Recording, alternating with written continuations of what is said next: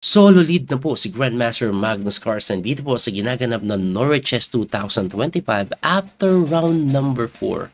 Ngayon, round number 5, kalaban niya po walang iba, kundi po yung madalas tumatalo sa kanya sa classical game na si Grandmaster Fabiano Caruana na kung saan second place naman sa kasalukuyan. So pag tinalo siya ni Fabi, magiging dinig bigla si Fabi.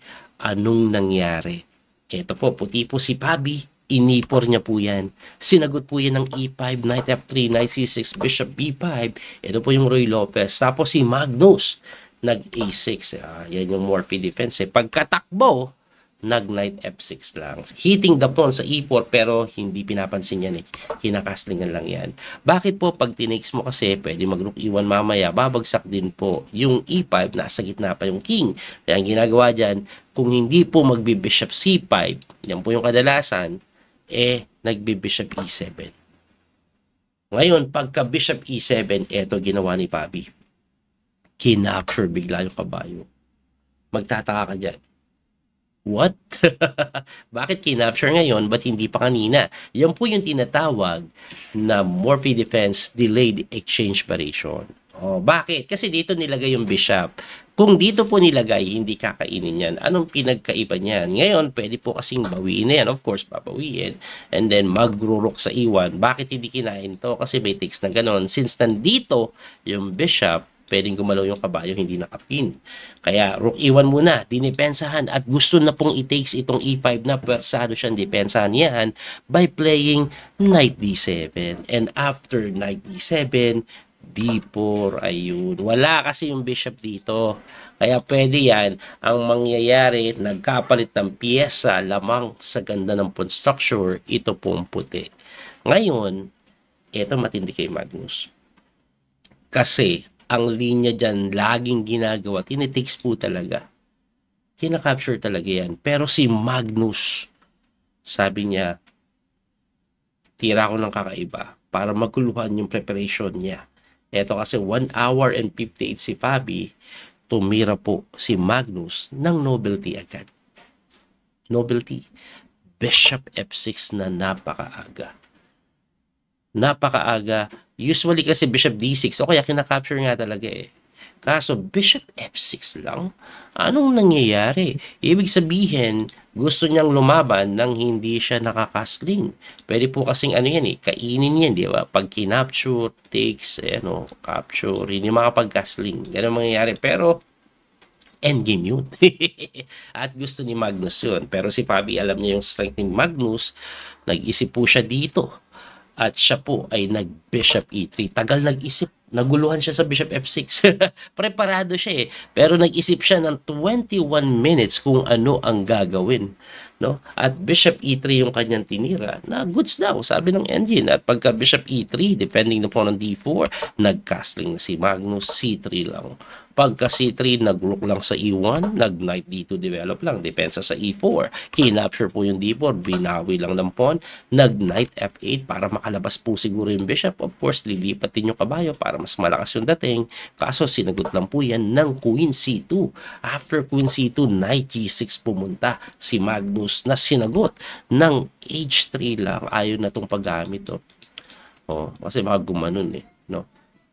Anyway, after H3, nag-A5 naman si Magnus. Anong ginagawa sa kabilang side? Dito manggugulo siguro. No? Anyway, tinirahan lang po yan ng Rook D1. At pagka Rook D1, nag-A4 lang. And after A4, nag-Knight B1 lang. Umatras, lilipat naman siya dito. At according sa engine evaluation, slightly better si Fabiano Caruana. At nung pinapanood ko to kagabi, nanood ako ng live, pasilip-silip lang po ako sa aking cellphone. Ang accuracy ni Fabi is 99%. At si Magnus naman nasa 95 lang. Sobrang accurate ni Fabi. Yun nga lang, medyo pababa ng pababa yung oras. Alam niyo naman, until move 40, wala pang increment ito. So, meron silang tig 1 hour mahigit ng konti. Nag-bishop E7 si Magnus na sinagot lang po ng Knight C3. And after Knight C3, nag-bishop B4. Kaya pala lumipat yung bishop, no? Gustong ipin kasi nape-pressure po ito eh. Ito naman po si Fabi, sinagot lang po yan ng D5. Apa. talagang tinitake advantage, buksan yung gitna kasi completely developed na siya. Nag-win naman po sa may E7 ito pong si Magnus para umiwas dyan sa atake sa tore na sinagot ng A3 lang. Grabe yung A3 oh. Alam niyo kasi itong threat na to gustong kainin to pero in A3 lang. Magtataka ka dyan, umatras po yan eh. Pero bago ko ipakita yung atras, ano ba mangyayari pag tinix? Pag tinix mo kasi kakainin lang. Eh, di libre yung pawn. Hindi. Kasi kahit saan tumakbo ito, sa pool, ayun, bagsak yung tore. Kaya hindi pwede. Okay? Kaya ang ginawa niyan, umatras yan sa D6 at pag-atras sa D6, Bishop D4. Sunod-sunod yung mga number 1 engine move ni Fabi. Pagka Bishop D4 nag-win sa E7, tapos tinulak yung pawn. Number 1 engine move pa rin. At pagkatulak, umatras sa F8. Eto na. Kailangan mag-sacrifice ng pawn ni Fabi at nakita niya yun according sa engine. Pagkatira dito ni Fabi ng E6, ayun. Teka, libre yan. Lamang daw si Fabi talaga. No? Ano meron? Pag kinapsure, eto matindi. Kung makikita ni Fabi dito yung magandang tira, talagang clearly better siya. Kaso ang problema, this is move 22. 11 minutes na lang siya. Kailangan niya maka 18 moves in 11 minutes. Samantalang si Magnus, ang laki pa ng oras, 24. So, mahigit doble yung kalamangan niya. Ngayon, ang tamang tira dito ay pawn takes C6 na hindi nakita ni Fabi. Anong meron sa pawn takes C6? Di ba kakainin lang yan? Ang mangyayari kasi dyan, sisimplihan pala yan, knight E5. Siyempre, ipapalit mo, bishop takes E5. Ang ending, okay, 1 pawn up po ang item, pero na-block ito, na-block yung tore, may isolated dito. Ano ngayon? May B6 naman, di ba? Yes, may B6 pero may Queen D3 lang yan. At pagkatira mo dito para ma-develop, pressure dito, Queen G3. Anong meron sa Queen G3? May pressure dito, may pressure po sa C7. Tapos ang sunod na mga temang tira, eto, ganun, may pressure din doon. Magkakaroon ng pressure dito. Pag nag-G6 ka, tutulakan ka naman ng H4, H5. Yan yung magiging pinaka-setup. Lamang talaga ang puti. Ang problema ni Fabi, balik tayo doon. 11 minutes on the clock, hindi niya nakita. Kinapture niya po E6. Siyempre, kinain yan, libre, at tinira naman po ng knight E4 lang. Ang knight E4, ayaw ipalit ito kasi gagawan niya ng discovery attack yan, like bishop C5 hitting the queen. Oh. Kanina kasi may capture na ganun, mapapalis yung tore. Kaya hinarang yung kabayo. Pero sinagot lang yan ni Magnus ng number 1 engine move. Natatanging tira para maka-equalize. Natatanging tira para kasi lahat pala ng tira dito, talo.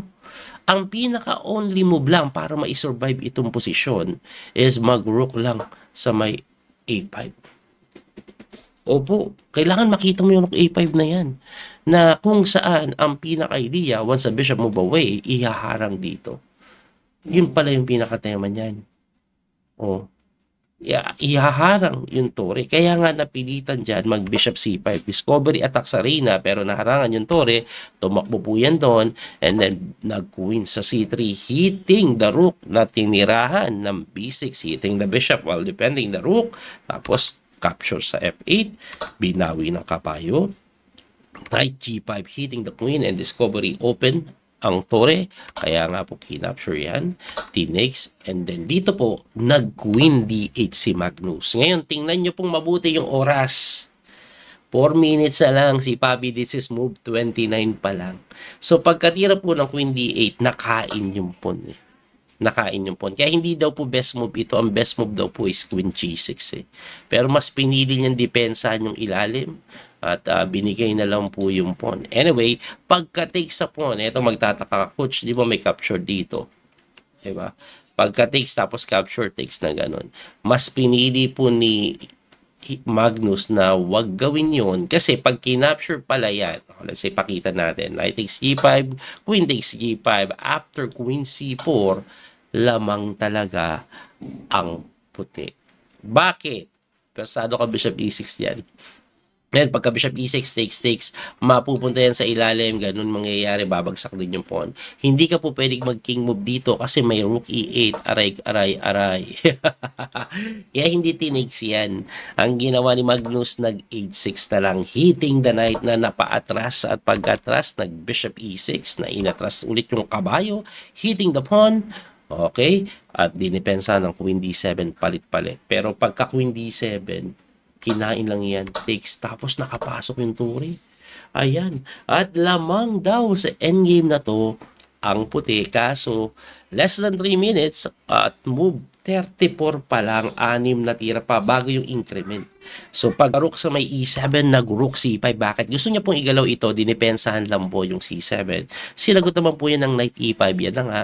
And then nag-bishop po sa may f5. After bishop f5, nag-g4 lang. Ayan na, move 36. Less than 2 minutes, tumira naman po ng knight g6. Tapos chinek, ayan na. Halos 1 minuto na lang, kining movean, tapos f4. And after f4, nag-knight takes e5 na sinagot ng rook takes na pilitang ipalit yan. So this is move 40 na. Ngayon, pagka move 40, bishop d7, may increment na to. Ang problema ni Papi, may increment man, 10 segundo lang. Hindi 30 seconds. So, parang ano pa rin ito, parang rapid game lang na mababa yung increment. Anyway, pagka bishop d7, para depensahan po yung a4 dyan, nag-knight sa may d5 na hindi madepensahan yung pawn. At pagka knight d5, nag-king g6 si Magnus, knight takes lang doon, na sinagot ng king move, tapos nag-king move din. And then dito, sabi ng endgame, halos equal, bishop c6, para hindi makalabas yung kabayo. Pero si Magnus, dinilayed niya yan. Siya po ay nag-g5 na mali. Ayun. At according sa engine evaluation, this is winning for the side of Papi. Pero once again, ang problema ni Papi, hindi siya si Magnus. Si Magnus kasi pag endgame, kahit walang oras, sobrang accurate. Walang oras si Papi, 1 minute and 11 seconds, hindi niya po nakita yung best move dito na king e3. Ang tinira niya po is knight d5. Umatras agad yung kabayo. Ngayon, bakit kaya umatras agad yung kabayo? Kasi nga, nagwo-worry sila sa ganito eh. Nagwo-worry si Papi sa ganyan eh. Kaya ayaw niyang igalaw yung king. Pero alam nyo ba, example, pakita natin yung best move, no? Bago ko ituloy yung knight d5. Pag nag-king e3 ka pala dito, bishop c6, intending to go here, titirahan mo lang yan ng king d4. Sabi mo, magtataka ka dito, ba? Ibibigay yung pawn. Yes! Titirahan mo lang yan ng knight going to d5. Hitting the pawn. Sige, sa'yo na yung pawn. Kainin ko to kasi magkakaroon ng mapas pawn dito. Aba, hindi pala kakainin to. Ang tira pala dyan, kulong yung bishop by playing knight e3 lang, mga sir. Kulong! Hindi makagalaw. Paano kulong? Walang mapuntahan eh. Pag lumapit ka dito, king mo bang ka lang at sugswang ka na halos. Kuwari, tulak ka na lang. King d4 lang. Wala. Mapipilitan ka ibigay ito para makalabas. Kahit na gano'n, dalawang pass po, ngisay.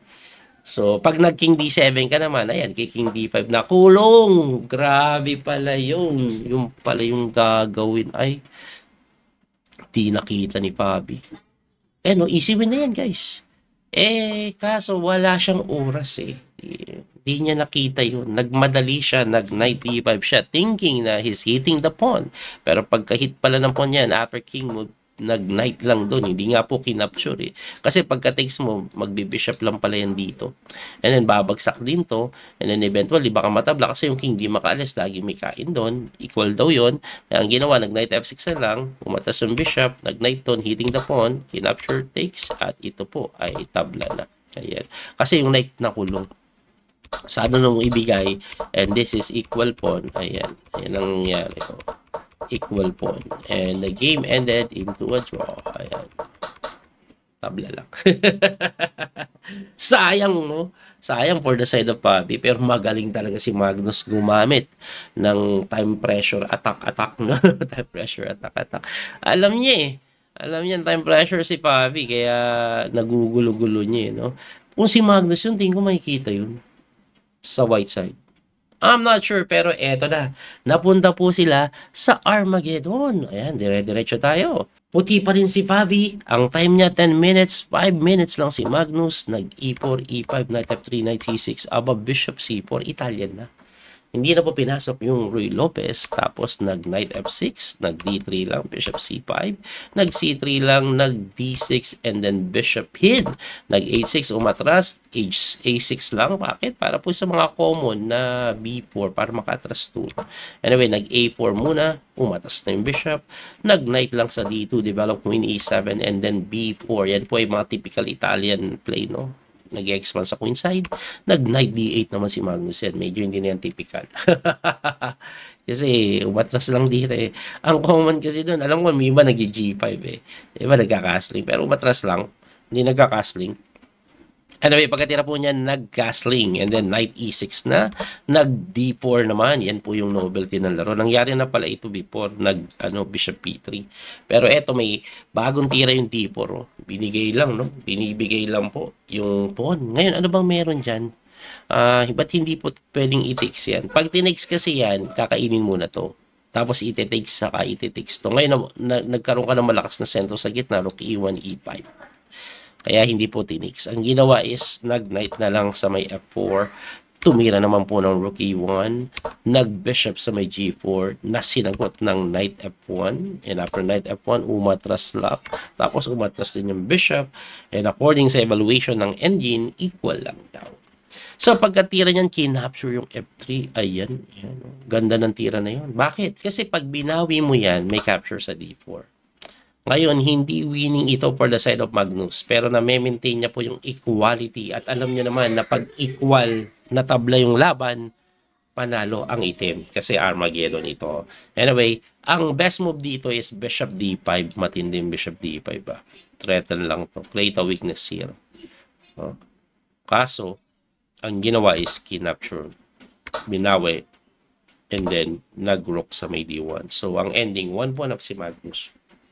And very equal pa rin. So, nag-knight e5 yan. Tumakbo yung Reyna para depensan yung bishop.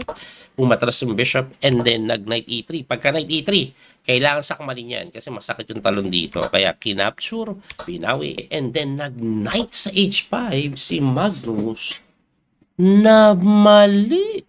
Kung equal kanina, ngayon daw, medyo tumatagilid. Kahit 1 pawn up. Bakit? May tira kasi dyan si Fabi na hindi po nakita ni Papi, na sorpresa ako. Kasi madaling makita to sa level nila eh. Ito po yung Bishop takes e5. Hindi po nakita yan. Iba yung tinire. Anong meron yan? Hindi pwedeng kainin yan ng queen ha. Kasi nga, pag kinain mo ng queen, may babagsak doon. Kaya pawn takes. And then, simple rook e to d3. Wala na. Kuha na po yung open file. Di ba? Yan lang. Simpleng ganyan. Lamang na lamang. Kasi ano yan? Mag-casting. Pagka-casting, rook d7, siguro queen f6. O, bagsak to. Lamang na. Hindi nakita ni Fabi. Sayang. Anyway, dahil hindi niya nakita, ang ginawa niya po is nag-bishop sa may e2. Knight takes c3, pawn takes c3. Ang ending, equal. Nag-castling po si Magnus, nag-f4, umatras yung kabayo. Nag-bishop f3 na mali. Mali na bishop f3. Ang tama doon is queen c3. Pressure lang. Anyway, nag-bishop f3, nag-a4. Pagka a4, napakaganda tira ng a4 para may knight c5 later on. Tinulak, ginanon, and then queen c2. Kaya din pala kailangan queen c3, no? Para hindi maka-f4 libre sana. Anyway, at after queen c2, nagtira na po ng rook doon at ito na po ay lamang pa nga ng konti kay Magnus. Kasi 1 po na relax ng kabahay. So, nag-rook e1 para mag-e5, nag-c6 lang. Aba, medyo mali daw yan. Pero, kinapture lang po yan, tinakes, and then, nag-rook c1. Yan. Medyo mali yung yung c6. Pero, okay lang daw kasi equal pa rin. Anyway, nag-queen a7 lang yan. May discovery attack sa kabayo later on. Badadalin to rin. Kaya kining movean. Pagka king move, kinapture yung a4. Aba, kinain lang. Nag-rook a3, tumakbo, and then nag-queen lang doon. So, ito po ay lamang daw for the side of black.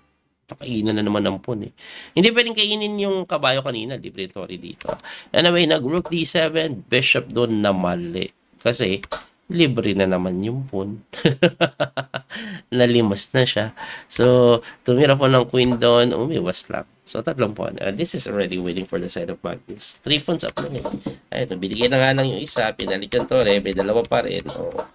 Tabla lang kailangan ni Magnus. Ayun, pinapalit-palit lang. Binigay pa yung isang pawn Pero ang importante dyan, napalit yung pyesa. And this is definitely winning. Ayan, wala Tabla lang kasi kailangan ni Magnus eto nga, naparesign na dito Kasi dito. At dahil doon, nanalo si Magnus, nakascore siya ng 1.5 samantalang si Papi 1 point. Bago po mag-start yung round number 5, ang score po ni Magnus ay 8 points. At si Papi 7. After nitong round, lahat po ng classical event pala natabla po. At eto na po ang standing after round number 5. Tingnan nyo po. Ayan, so leading pa rin si Magnus with 9.5, 8 points naman si Fabi, 6.5 si Hikaru, Arjun 6, and then Wei 5.5 together with Kukash. Yan po ang kanilang standing after round number 5. Abangan po natin yung ibang rounds. Muli ito po yung Coach Speedmaster Daniel Causo. Hanggang sa muling pagkikita, kailangan nyo makita yung pogi kong mukha. God bless po mga kapiyabi. Bye-bye. Thank you sa support. Don't forget to like and share. Follow and subscribe. That little mouse, 'cause I'm an albatross.